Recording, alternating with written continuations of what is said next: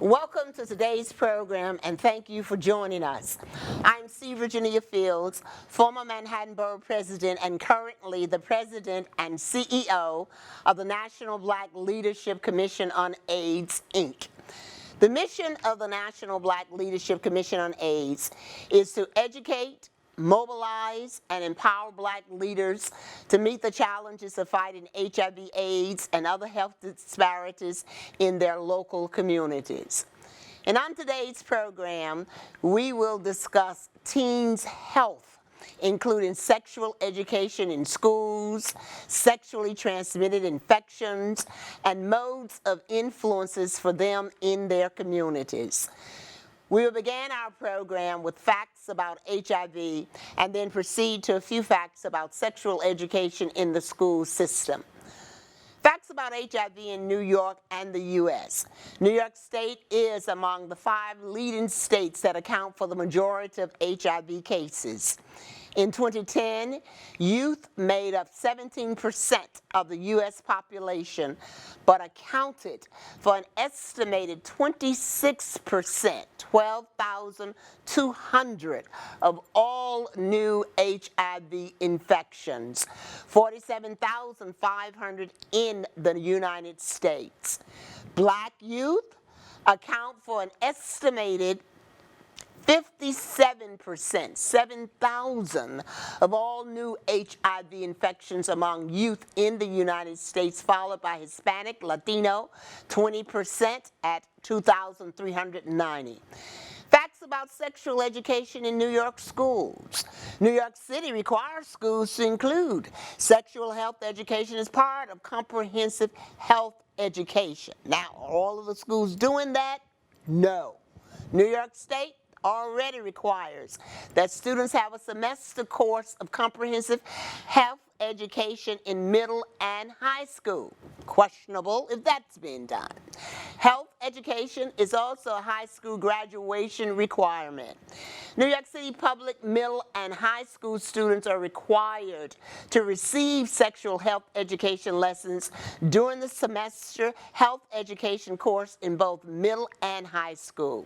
So here today to discuss this topic and much more is Jessica Clark and members of The Truth, Sexual Health Youth Leadership Program. Jessica Clark is the HIV Program Coordinator of The Truth.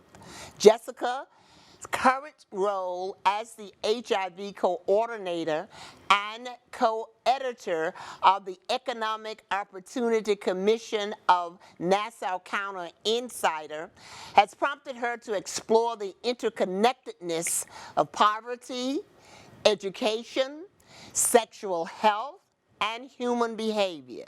She's tasked with implementing an evidence-based intervention, Be Proud, Be Responsible, that seeks to reduce adolescent risk behaviors with hopes of decreasing the HIV and sexually transmitted infection rates among adolescents in Nassau County.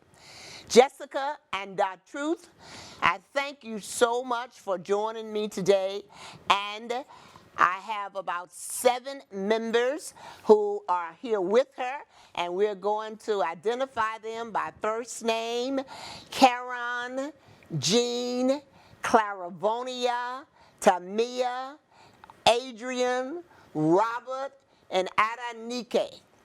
They're all here, and they're going to be joining our discussion, and I thank you so much for coming. I know you traveled all the way from Nassau on the Long Island Railroad on one of the hottest days in the summer, but hopefully the air conditioner was working. It was. Oh, now that's a good thing. That's a good thing. You know, I, of course, became very much aware of the program when I attended an event in Nassau County last month or so, I think it was. And I was very impressed with the presentation that some of the students and participants made during that luncheon. And we reached out further and invited you, so I am so happy that you and all of the participants in the program have joined us today. And we've been talking about the program and wanted to know a little bit more about it, so we invited you so you at least can share with our viewers students what the program is about. The name of the leadership program itself is quite interesting. Da Truth. So can you talk a little bit about where the idea originated, the work you do, the name itself, and the program? Well, first I would like to thank you for having us on the show.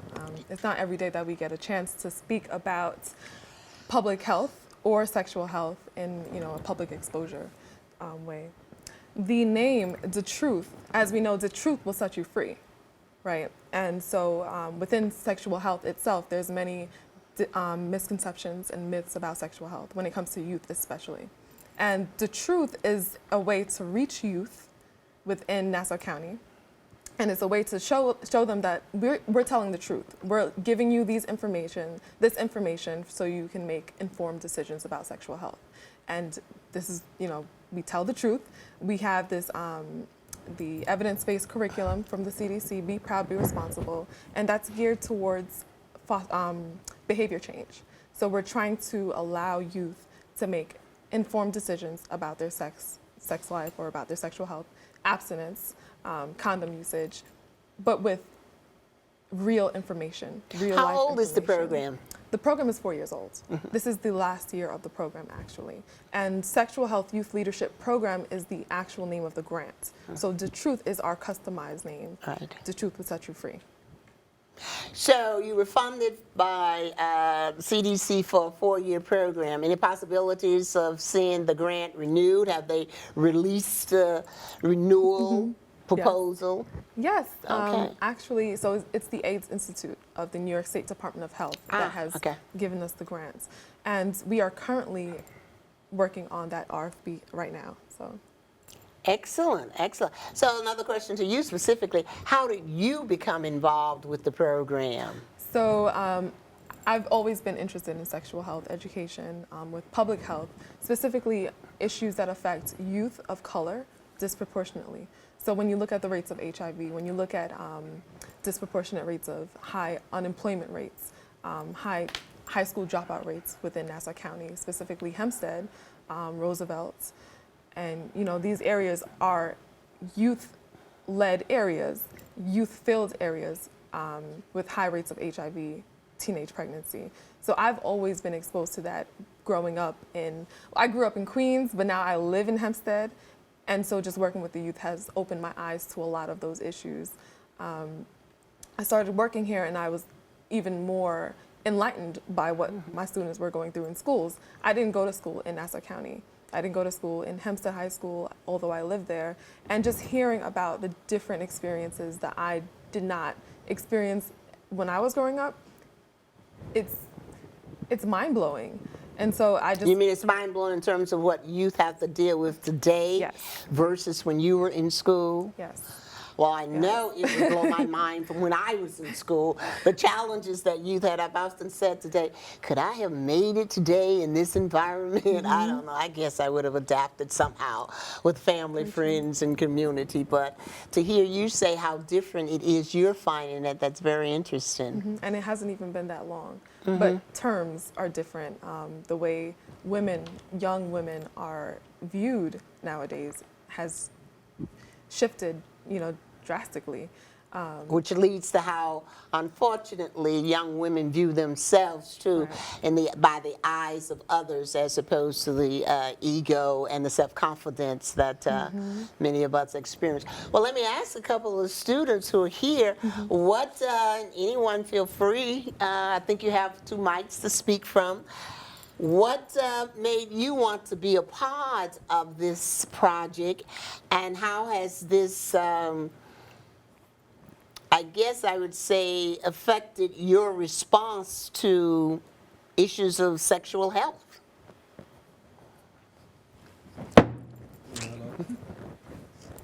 Hello? Yeah. Just talking to it, yeah. Right. So, me personally, I found out that only way to help your community is by you doing it yourself.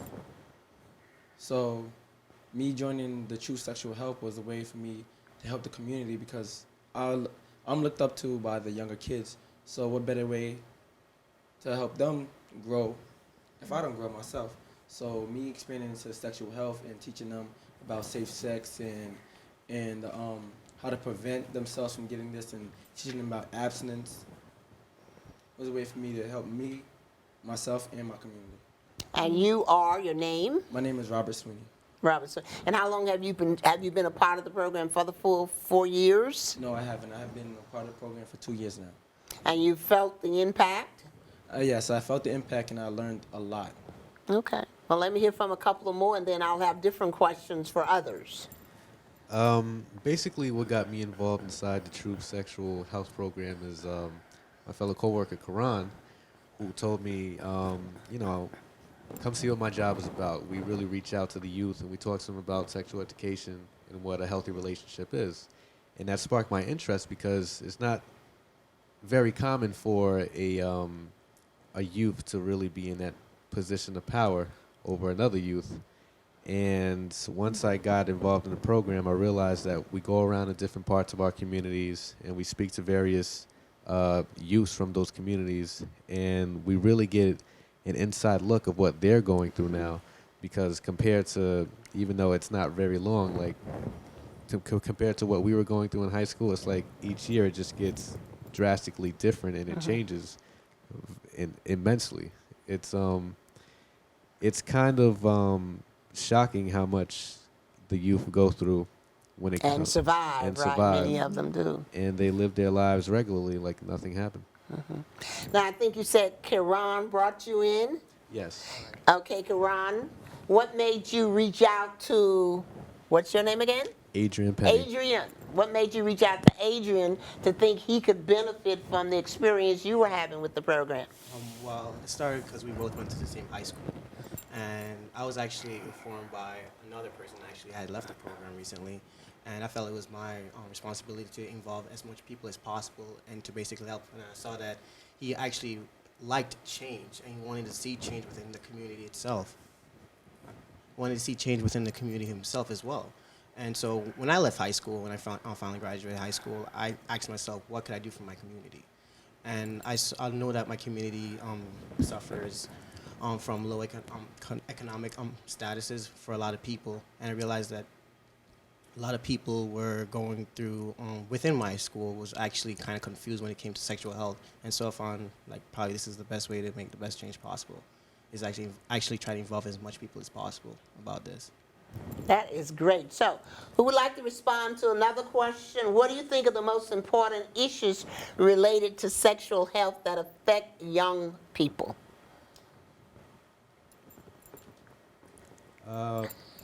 Some of the most important issues that affect young people, when it comes to sexual health is just basic knowledge. Basic knowledge of what's out there, basic knowledge of the different kind of contraceptives that are available to these youths in various places. Personally, I feel like the biggest issue is that the youth tend to feel like they are invincible. I hear that a lot, and I see that a lot, too. What I mean by that Feeling is that invincible, they feel like, since there's so many different medications that can treat things right away, that there's no need for condom usage, there's no need to think before you act. And so they feel like they have a suit of armor when they're out doing whatever it is that they're doing. And we know that is not true. It's HIV not. is preventable, but there still is no cure. Now, I want to hear from the girls. So, a girl, tell me, what do you think are the most important issues related to sexual health that young people, that affect young people today? Well, I believe... And give us your name again. My name is Adanika. Ananika. And I believe socioeconomic status plays a huge role because where you live dictates where you go to school, the curriculum you're taught, maybe what kind of job your parents have, the health care you have access to. So it affects a wide arena around your health overall. That is so true, and we're seeing a lot now, and I think that's a good thing, especially with some of the programs that are getting funded. The focus on social factors or social determinants, that includes unemployment, that includes poverty, that includes education, and mental health. Issues that, say, for example, if a person is homeless without housing, the possibility perhaps of engaging in sexual behavior without the use of condoms, or many persons as possible in order to get money for food or housing, that's one of those social factors that impact.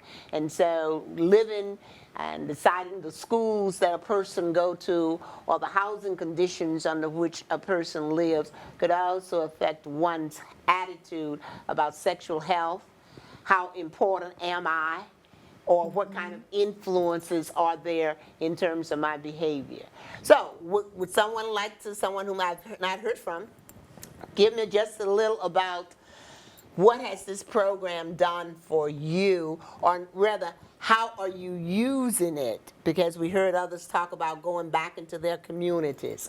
So you go back into your communities. What do you do with this? How are you using it in your school or in your church or in your family? This program, first of all, it informed me. So first, I was a little bit naive and stuff like that, as we all were. But it actually taught me like the correct things and all the factual things. So then I could go back and serve my community. It actually gave me a way to serve my community, which I really appreciate. And that's basically I could go to like my family and tell them like, you know, the truth. Or, you know, my friends, and it's like not even just like on the clock, you know, at any time, like I have a friend that's in trouble or something, I know what to do, like what to tell them. Oh, that's wonderful. And yeah, so I appreciate it a lot from this program. Okay. And how have you used it? I was able, with the job, establish more of a trust with my mother, so I can speak to her about this topic more freely, and also with my two younger siblings, and also speak to my friends whenever they need help. And because I want to go into the medical field, I also want to go into medical research and see if I can help with STD prevention and cures. Great. Okay. This program, like for my family, it helped me understand what was happening because we faced like HIV in my family, so I understood more. So like now I could like help prevent it and more in my family with this program helping me with that. Even my friends, they come to me and saying that, oh, I think I have this, I can help you now. That's great. That must make you really feel good to hear these comments and knowing the contribution that you're making in this effort. It does. It actually makes me more aware of how things are connected, how everything is connected. Poverty is connected to health, to your health. If you live in a neighborhood that is of low income, you may not see the same health promotions as if you would in a higher income area.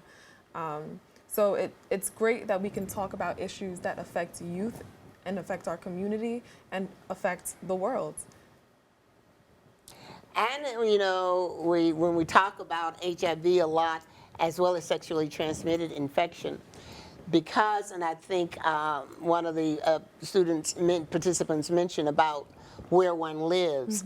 And if you're in a community where you have high rates of HIV or other sexually transmitted infection, and those persons tend to be individuals with whom you have social contact, sexual relationships. Yes. It's just spreading it around the same community from one person to another. So that the work you're doing and what everyone has expressed in terms of getting the information out to family, to church, and friends, I think it's extremely important.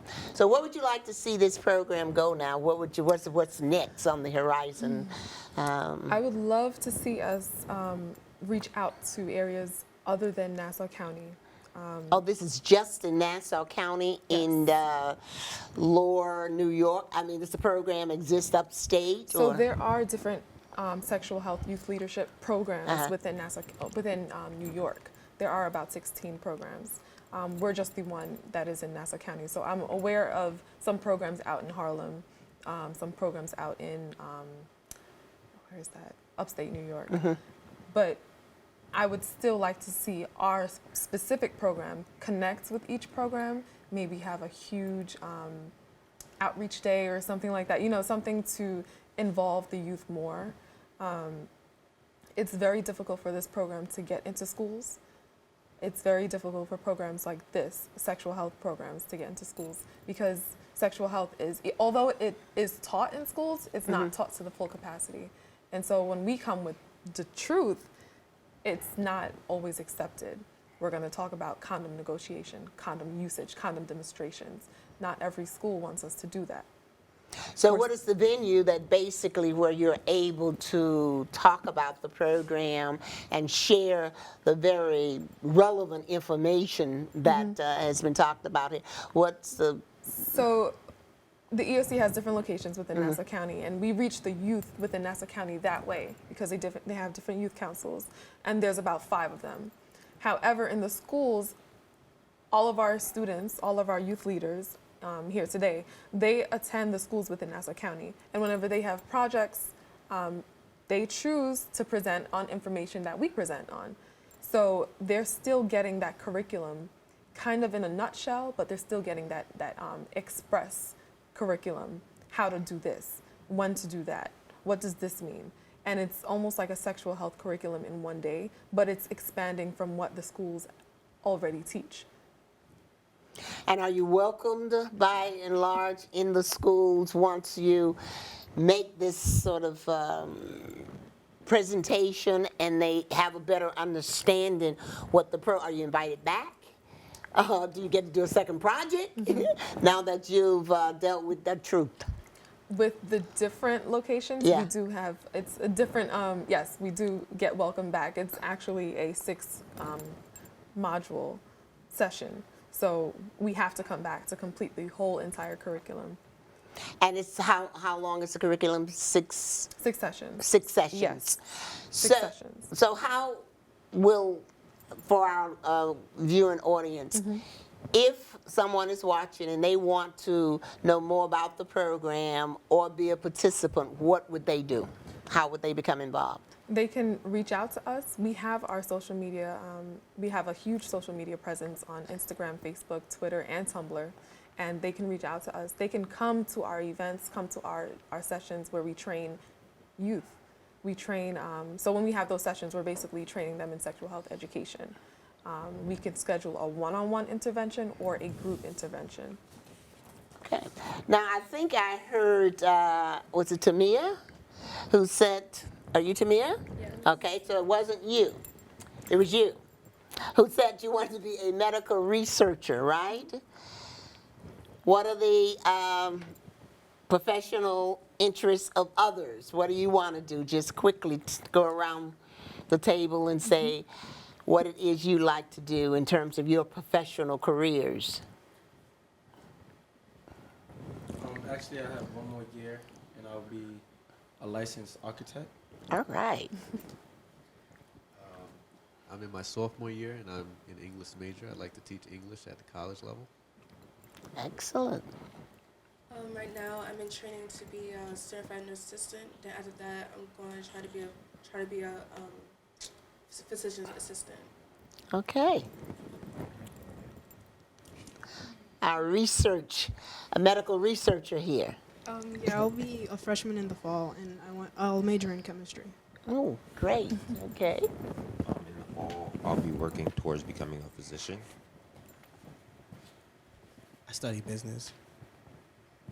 And I'm going to be a primary care physician. Excellent. And as you talked about what you want to do, each one of these professions, as I understand it, including being an architect, gives you an opportunity to influence decisions. What gets built? Building neighborhoods and communities that offer more of diversity in terms of the people who will live there based on income, based on race, based on gender, and a whole lot of other factors that can serve as barriers. And we know the importance of having great teachers in our public schools, young men needing to be able to do more with the students. So in our closing minutes, is there anything any of you would like to say to the viewing audience in terms of what you would like them to know about sexual health and some of what they should do in order to protect themselves, live healthy lives, including you also, Jessica. But let's see if the students have any sort of closing remarks for us. Okay. All right, so the best advice or the best thing I could give the youth is that don't be scared to talk. Don't be scared to ask. Because the biggest thing is, you may want to know something, but all you have to do is ask. Great. Okay. Yeah, I'm going to tag along with what Robert said. It's very important for someone to feel comfortable with who they're talking to the point where they can ask questions like that. Questions like that tend to linger in people's minds because they don't feel comfortable about saying some of these things. And it's good to feel like you can trust someone, and you can definitely trust us because we're here to help. Okay. Tamia? If you feel that something is wrong, just go to either Us the Truth or any other clinic. Just don't be scared, because if you wait too long, something might happen. Like you never know if you have HIV or STD, so it's best just to get tested, know your status. Sex is a huge decision, so make sure you have all the facts before you jump into it. Excellent. 1 minute for you to Amazing. just give us a closing remark. These are all great remarks. They are. But mine is knowledge is power. And once you know something, once you are aware of something, once you understand something, you can actually, that's wisdom, right? That's wisdom. So we can move forward and change our behavior. We can change our thoughts, our thinking, if we just understand. Excellent.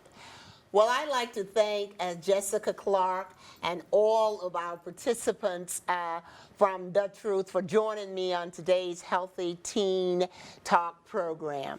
Everyone agrees we must talk, we must ask, we must trust, we must become aware, we must build self-confidence and have knowledge to have better lives, sexual healthy lives. So for more information on this subject and issues related to our work on HIV/AIDS and other health disparities, please visit NBLCA's website at www.nblca